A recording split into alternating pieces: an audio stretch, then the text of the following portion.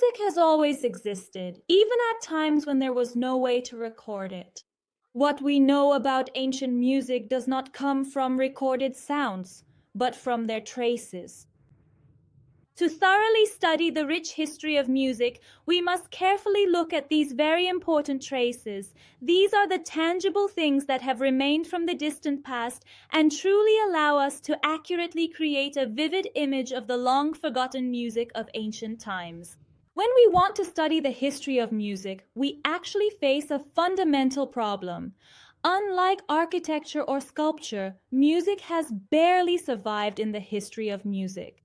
To understand the music of ancient times, we can only rely on 4 types of evidence that are traces from the past. First, the instruments and performance venues that have survived from the past. Second, the images and paintings that remain of musicians, instruments, and performance scenes. Third, the writings and historical texts that have discussed music. Fourth, the music itself, which has been recorded through musical notation. Whenever we have enough content from these 4 sources, we can speak about the history of music with greater confidence. But when we want to recount the history of music from the very beginning, we must accept the fact that we have very limited information from ancient times. For this reason, what we know today as the history of music essentially begins with the invention of musical notation. The period before that is usually known as the prehistory of music.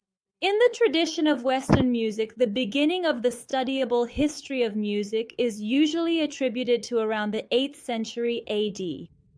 The oldest musical instrument ever discovered by archaeologists is a remarkable bone flute, meticulously crafted from the delicate bones of birds. And it astonishingly dates back an incredible 35 to 40,000 years into ancient history. Ancient cave paintings from the early Paleolithic era clearly show that early humans utilized various instruments, such as simple flutes, resonant bells, and primitive percussion instruments, for their musical expressions. This evidence shows that music at that time was not just for entertainment, but also played a social, ritualistic, and communicative role. Although we have no direct audio samples of ancient music through instruments, images, and writings, we can understand that music has been an inseparable part of human civilization from the very beginning. One of the earliest names recorded in the history of music is Enheduanna. She was the daughter of Argon, the king of Babylon, who lived around 3,000 years before Christ. She was a prominent priestess who composed religious hymns. The earliest attempts at musical notation also date back to the Babylonian civilization. However, this notation system is not fully readable today because it only recorded notes for musical intervals. We do not know exactly what sounds these notes referred to. A large part of what we know today about ancient music relates to the civilization of ancient Greece.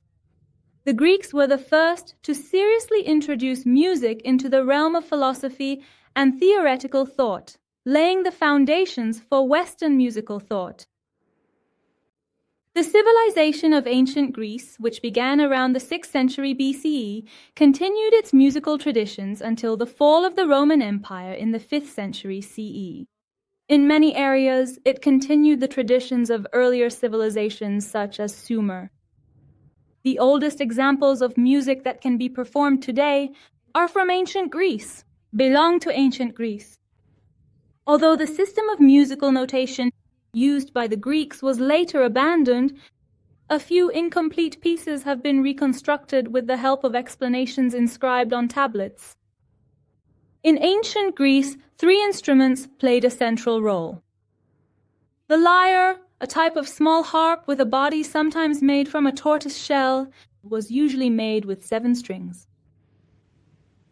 The kithara, a larger version of the lyre, was attached to the player's body with a strap and usually had 4 strings. The aulos, which was a double reed wind instrument, is mentioned in the oldest complete piece of music that has survived to this day, inscribed on stone. It is called the Epitaph of Sekkilos. This piece is written in ancient Greek musical notation, and the main reason it has survived is because it was engraved on stone.